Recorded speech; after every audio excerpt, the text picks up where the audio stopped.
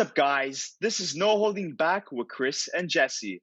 Hey guys, thanks for joining us. In the X-Men universe, we are familiar with the likes of Storm, Professor X, Sabretooth, Magneto, Mystique, Cyclops, Jean Grey, and Wolverine, just to name a few. Yet, we tend to shut out other mutants that possess great powers and personalities. So today, Jesse and I will be discussing a few of our favorite underrated mutants in the X-Men universe.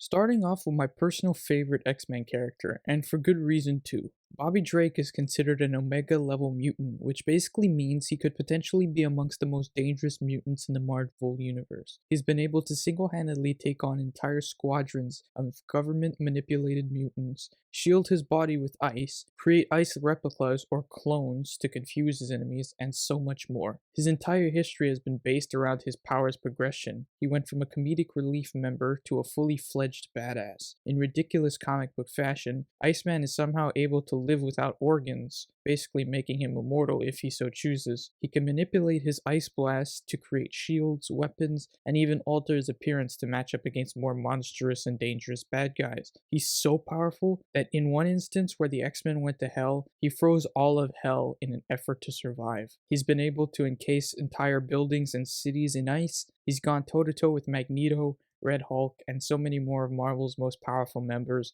and won. He's just absolutely amazing and crazy strong, to a level you almost didn't even expect from Iceman.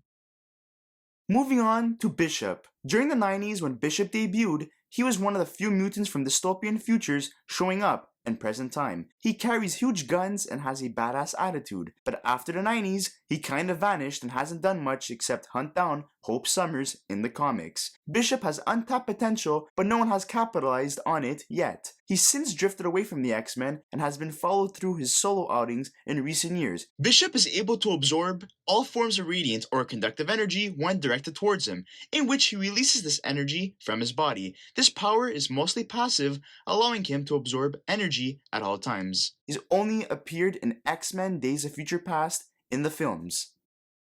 Alison Blair has the ability to manipulate and alter sound vibrations. She's been able to hit different kinds of frequencies and able to release them in the form of blasts. She's also been known to project light energy on top of sound, meaning she can turn you deaf and blind with her powers with ease. The absorption of sound and light is something that sounds relatively easy to do considering there's so much of it surrounding us every day, so just imagine how intense these blasts can get to. Her absorption ability is what really powers up and makes her formidable. She's single-handedly vaporized a fleet of sentinels, she's left some of her opponents defeated and completely unresponsive, and disintegrated people into dust with her energy-released blasts. Dazzler isn't yet an Omega-level mutant, and it's quite unclear where she fits. However, her abilities may one day get her on the list of most powerful mutants in the Marvel Universe. Moving on to Sean Cassidy as Banshee. He was a part of the all-new and all-different X-Men where he was depicted as a villain. He eventually joined the X-Men team where he later took on his cousin Tom Cassidy and the Juggernaut. Throughout the years, Banshee has been spending most of his time with Moira Mathagert on Muir Island, but ultimately got killed off during Deadly Genesis. Banshee has the ability to fly and unleash punishing sonic screams that could disable his enemy's hearing. When turned up to 11, his screams can liquefy a person. The only X-Men film he appeared in was in X-Men First Class. Jamie Mardok possesses the incredibly handy mutant power of multiplying himself and creating carbon copies, hence the name Multiple Man. Funny fact, but Jamie's mutation developed as a newborn when the doctor smacked his butt to check if he was a responsive baby. Imagine your baby copying itself right out of its first few minutes being alive. His ability is near impossible to limit. He's been shown to multiply himself hundreds if not thousands of times over. However, to put an exact number on how many multiple men there can be in the same place is too crazy to even think about. He could probably populate an entire city if he wanted to. The crazy thing about his mutation is that in certain incarnations of the character, every duplicate owns its own personality. They are all still him, however one of the dupes could be more logical or more emotion driven and so on and so forth. If any mutant deserves a solo series, Multiple Man could be a strong contender for a lot of laughs and a lot of heartfelt, serious moments. Moving on to Jubilee. First appearing in issue 224 in the Uncanny X-Men, Jubilee can create blasts of light and energy that look like fireworks. She's probably underrated because her powers are visually confusing to understand, but she has been depicted as the heart of the team, often as emotional support. Even though her powers seem lame, she's a very important character as she kept the X-Men team together for many years, making her a huge part of the history of mutants. If Jubilee can master her powers, she has the potential to blow up stuff at a subatomic level, meaning she could blow up cities. She appeared in X-Men Apocalypse in the films. Next up, Havoc.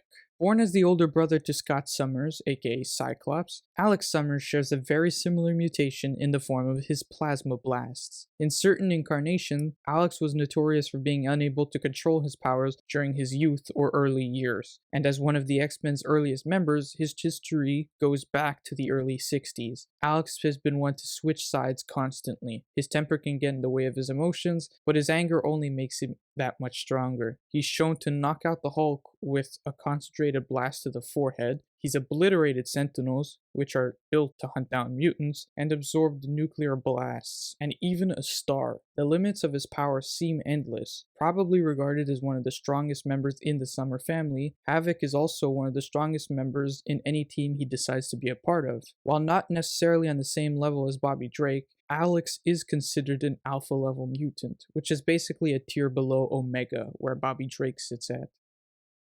And lastly, we have Warren Worthington III, also known as Angel. He first appeared in X-Men issue number 1 in 1963, yet he fails to get the proper recognition that he deserves. Despite being a part of the original X-Men team, he's often associated to being a part of the minor leagues instead of the major leagues with the rest of his X-Men counterparts. This could be due to the fact that his portrayal on the big screen has been depicted as boring and useless. Angel has a lot to offer to the X-Men team, but he must be used properly as he was in the original comics and as his time as Archangel. Being from an upper class background didn't reconcile with readers, and having powers such as flight didn't support his case as a fan favorite either. But this all changed when he transformed into Archangel, becoming one of Apocalypse's 4 horsemen in the X-Factor comic series. His feathery wings turned into a killing machine, and fans then became fascinated with the character, but only for a short time. He appeared in films such as X-Men The Last Stand and